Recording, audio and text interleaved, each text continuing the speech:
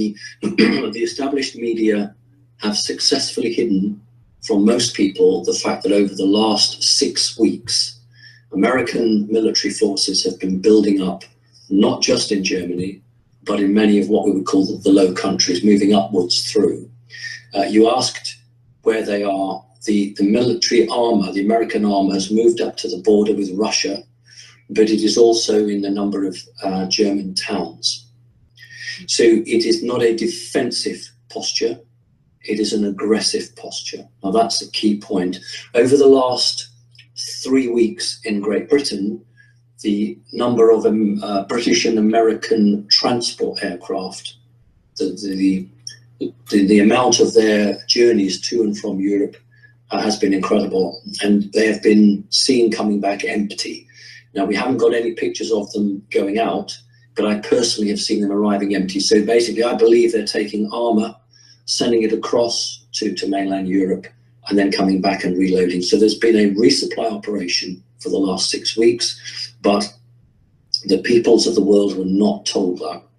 So I want your listeners please to understand that this has been a planned operation. This has been built up, but it's leaking out now because it's only so long that you can hide thousands of troops and hundreds of tanks. There comes a point when the lid comes off the boiling pot and people start to see it. So in answer to your question, up towards the border with what would perceive to be the old Russian border, but also in towns and key locations, but not in a defensive role. Okay. I want to allow you to give whatever other information you might have gotten in the interim, but okay. I will have some drill down questions. So why don't we let you deliver everything, and then when you're ready, I'll start with the questions, okay? Thank you. We need to understand that the 2 world wars have occurred in Germany. Now, doesn't matter who was guilty or not. The fact is that they've always started in Germany, and any 3rd World War was always targeted to start again in Germany. When a banking system is on the verge of collapse, the elite, and I'll name Mr. Rothschild, the elite will seek to have a war to reinvigorate the banking system, to reinvigorate the economy and start all over again. But we've got 2 aspects to this which we've not had before. The first aspect is the satanic arm of the Illuminati, who are quite happy for Jacob Rothschild and his gang to engineer a situation that causes a collapse of some sort. But unlike the Rothschilds, who want to just step back and then take the profit from it, this satanic group wants a complete war. So they're not interested in profit. What they're interested in is reducing the population and bringing the Western economies to an absolute turmoil. And we've not seen that before, because the Second World War and the First World War were controlled. Now this situation is not controlled. And one of the big players here is President Putin, the Russian president, who cannot be manipulated by some of these very bad people in the West. What was supposed to happen was that Russia was going to react to the American military buildup and give a reason for the United States to launch some form of preemptive strike. Mr. Putin has not done that. That's made it difficult. Now let's look at Angela Merkel. If I was the Chancellor of Germany, if I was Angela Merkel and I really cared about my country, and somebody came to me and said, you're finished economically, so what we're going to do is we're going to destroy your country, but don't worry, it's for the greater good. I don't think I would be very happy either. And what Merkel did was basically send a message to the negative Illuminati saying, we're ready for the worst. And actually, they've just increased their warning. Their warning was 10 days worth of food and 10 days worth of water. Today, that's been increased to 14 days. So they're now looking at 2 weeks. For the last 2 years, I've always said you need 3 weeks worth of food and 3 weeks worth of water. So they're now talking two weeks.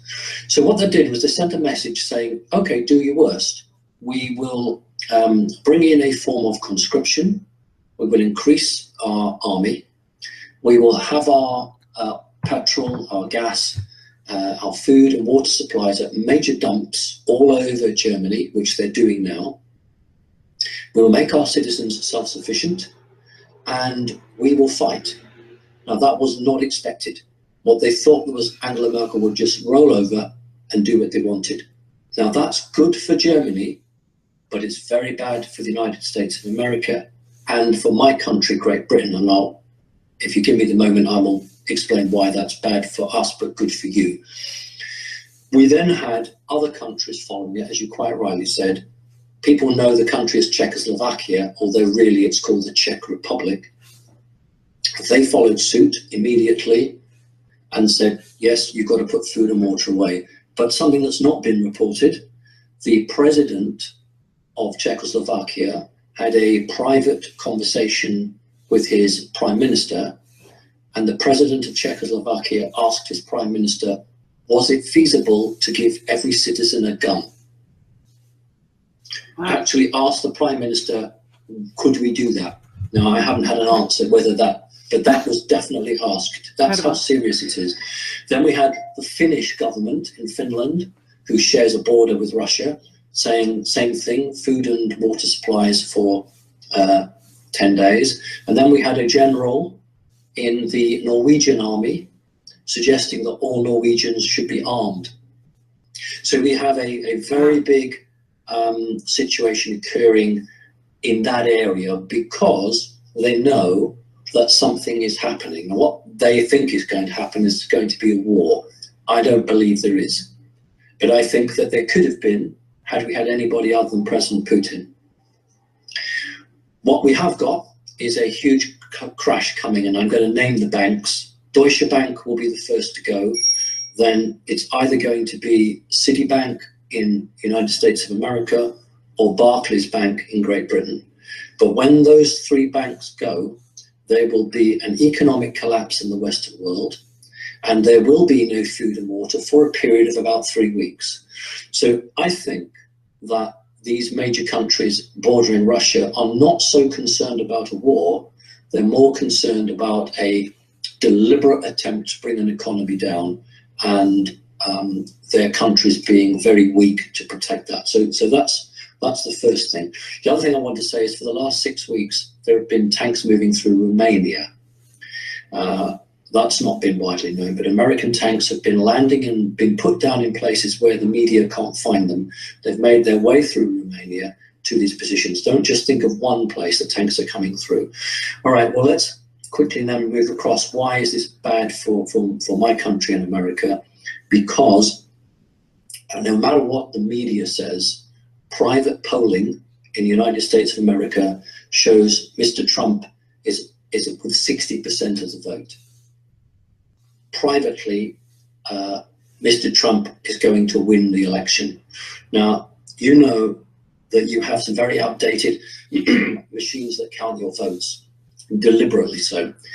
It's possible to alter upwards of 1 million votes, but the majority, excuse me, the majority that Mr. Trump would get is so great that those counting machines could not alter the election. He would still win. So there's a real chance that President Obama will seek to postpone your November election. And you can't do that unless you have a national emergency.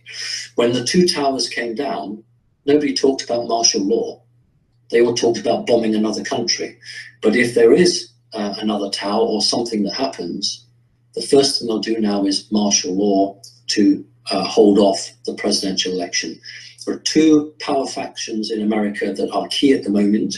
One is the politicians at Capitol Hill, who are working through the Clintons, Hillary Clinton, and the other is the part of the military, but only part of the economic industrial complex, who are supporting Donald Trump.